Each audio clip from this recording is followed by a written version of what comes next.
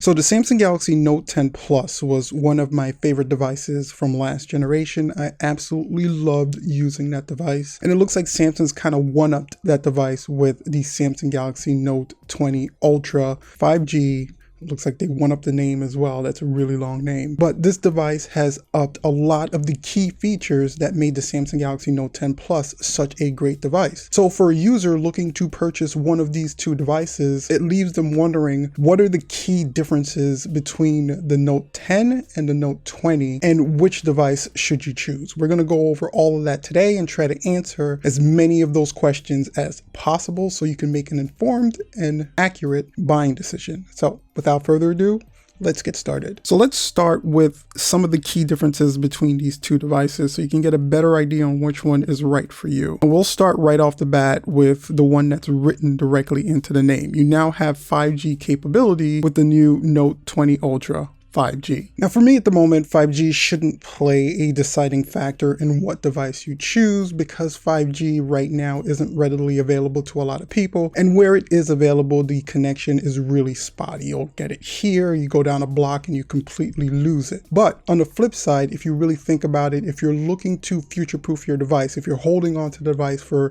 3, 4, 5 years, then you probably want to purchase a 5G phone now because within that time, I do believe the rollout of 5G is going to become more readily available. Now where I live, I do get access to 5G signal. When I notice it, everything is moving at lightning speed. It's moving pretty good. It's moving really quick. And doing testing, I do notice a speed increase over the 4G LTE, but my 4G LTE speeds handled everything that I did on my phone to begin with. Watching YouTube videos at a high resolution like 1080p was fine. Now I do notice that bumping up the resolution on a 5G connection to 4K definitely does help, having that additional bandwidth. So if you're someone that consumes a lot of media and you want the best quality, you have access to a 5G signal. I know that's a ton of qualifiers, but in that case, the Note 20 Ultra 5G may be the best one for you. Now the Note 20 Ultra screen is also slightly larger at 6.9 inches versus the Note 10 Plus, which comes in at 6.8 inches. Both are an AMOLED display, but the Note 20 Ultra pushes a little bit more pixels as you would expect from a newer device than the Note 10 does. The Note 20's pixel count is 3088 by 1440 versus 3040 by 1440. So again, if image resolution plays a big factor in the media that you consume, and the Note 20 Ultra definitely has you covered. Now, one of the things to take into account is that the Note 10 Plus is slimmer and lighter overall, which makes it a lot easier to handle with one hand, even though these two phones are still pretty big. So if you have small hands, both of them may be a two-hand phone for you. But with the slimmer and lighter form factor, it's easier to carry around and a little bit more pocketable than the Note 20 is. And real quick, guys, if you are enjoying the video, and there's no question that you are, you should definitely go ahead and hit that subscribe button and the like button and all that fun stuff right below the video. Now let's get back to the information. Now, another one of the big differences between the two devices is going to be the new 120 Hz refresh rate on the Note 20 Ultra. Now, this video is definitely not going to do that refresh rate justice, but going from a 60 Hz on the Note 10 Plus versus a 120 Hz is really a big difference when you're navigating, coming in and out of applications, opening and closing applications, going into your settings. Now, when you're talking about higher refresh rate on a mobile device, you're still not getting a bunch of applications that really support a higher refresh rate once you're in the application itself, because it's not the industry standard yet. So where you're going to see some of the major benefits for this higher refresh rate overall is the overall usage in navigating your mobile device. Now, if you are a gamer, there are definitely some games that will take advantage of the higher refresh rate on the screen if it's available to you. But if you're an average user and you're not a gamer, you're just going to see those really great benefits on the higher refresh rate when you're navigating your device. Now,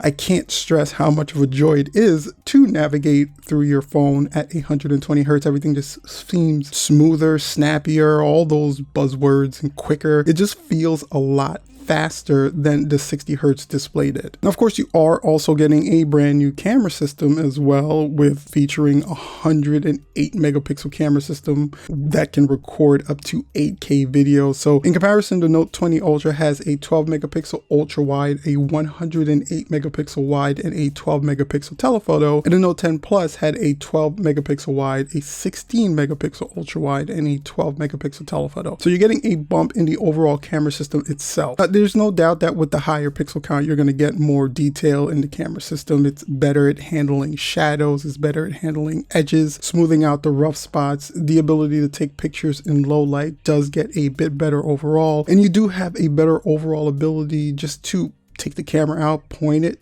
and shoot and get a clearer perspective of that moment that you're trying to capture. Having that 108 megapixel lens is really great, but I don't think the average user is going to use it to its fullest potential. Most users are probably never going to tweak the format of the camera system itself, and most of them are just going to rock the default settings of the camera, taking it out, pointing it, shooting it. But with that advanced camera system, you do get a better overall handle, so a novice to average user can just use that camera system to capture a moment, and then they're more likely to capture that moment the way they want to capture it, instead of the camera not being able to handle that particular perspective. Now, another key difference applies to one of the only reasons to really buy a Note device over any other phone on the market, in my opinion, and that's going to be the standout feature, of course, called the S Pen. The Note 20 Ultra's S Pen reduces the latency to 9 milliseconds versus 45 milliseconds on the Note 10 Plus. Now, if you couple that with the 120 hertz display, the S Pen feels really nice, and it really mimics the feel of pen to paper. When you're writing, taking notes, if you're a person like me that uses your S Pen a ton just to jot down information, ideas, it becomes extremely apparent that 9 millisecond versus the 45 millisecond on the Note 10 Plus does make a big difference. When I'm writing on the Note 20 Ultra, I don't feel like I have to adjust my writing style to compensate for the screen and the S Pen itself. On the Note 10 Plus, sometimes it felt like I had to do that. I had to tweak the way I would write normally just so it appeared on the screen the way I wanted it to. The Note 20, with its refresh rate and the low latency, definitely gives me the ability just to pull it out and write the way I would normally write without having to tweak my way of writing at all. And I think that's definitely something that an S Pen user, especially a heavy S Pen user, should definitely take into account. So now let's talk about the all-important battery consumption. How does the battery between these two devices hold up? Now, even though the Note 20 Ultra is spotting a larger battery than the Note 10 Plus of 4500 versus a 4300, you have to take into account that the Note 20 Ultra has a higher refresh rate on the screen, and with a higher refresh rate is going to come more battery use. So if you're maxing out the ability of the screen to do 120 hertz versus the 60 hertz on the Note 10 Plus, then you're definitely going to see a larger battery consumption on the Note 20 Ultra 5G versus the Note 10 Plus. And for me, with my testing, I realized that you were finishing the day with 15 to 10% on the Note 20 Ultra versus 20 to 30% on the Note 10 Plus. Now, granted, both phones are going to get you through a full day of heavy use. Because I am a power user, my phone is always on. I average a lot of screen on time, sometimes 3, 4, 5 hours of screen on time. I know that's a lot. Don't judge me. Both phones, like I said, are going to get you through a full day. But if you're a person that does other things before you're able to reach a charger, if you're not able to readily access a charger throughout the day, then you'll find yourself struggling just a little bit more with the Note 20 than you are going to be with the Note 10. Now, granted, you can always scale back the refresh rate on the screen itself to conserve more battery. So if you plan ahead, I think you'll still be fine, but it's definitely something to take into account. Now, there are some other differences that I didn't really go into detail about, like there's a better Gorilla Glass on the Note 20 Ultra for increased durability. You're of course getting a newer processor with the Snapdragon 865 Plus if you're in the States. And one of the bigger things is that Samsung will now support up to 3 years of updates on the Note 20 Ultra. So if you're planning to keep the phone for a longer time, you're definitely at least guaranteed 3 years of updates. So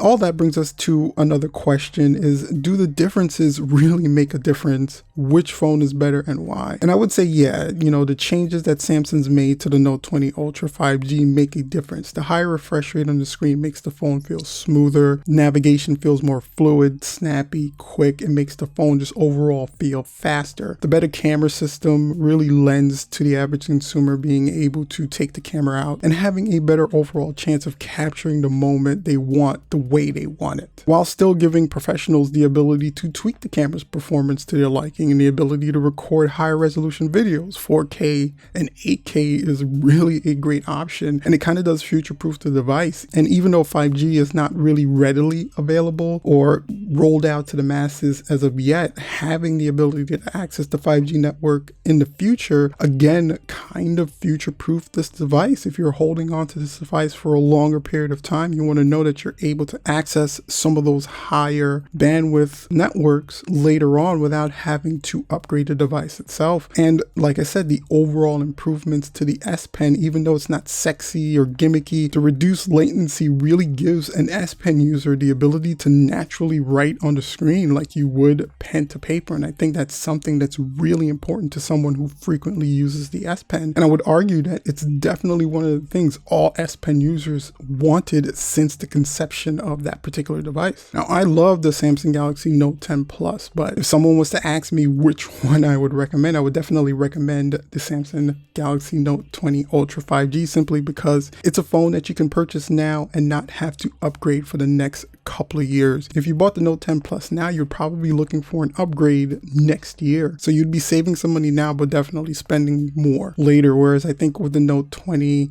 you're definitely a little bit more future-proofed than the Note 10 Plus is. They're still both really great phones, but the Note 20 Ultra 5G overall has those overall improvements to a lot of the core features that really offer a ton to the user, and it's probably the best choice between these two devices overall. All right, guys, so there you have it. No matter what phone you choose, like I always say, as long as it's doing what you need it to do, it's going to be the right device for you. These videos are simply just to provide you with some more information so you can make an informed buying decision. If you enjoyed the video, guys, go ahead and hit that like button down below with that subscribe button and that bell for notification. The bell's actually pretty important because it's the only way you guys are going to know when release some cool, helpful content like this one. Until next time, guys, what I'm going to do is I'm going to throw out both reviews for the Note 20 and the Note 10 so you can check them out individually and make an even more informed decision. And until next time, make sure to stay safe. And as always, peace out.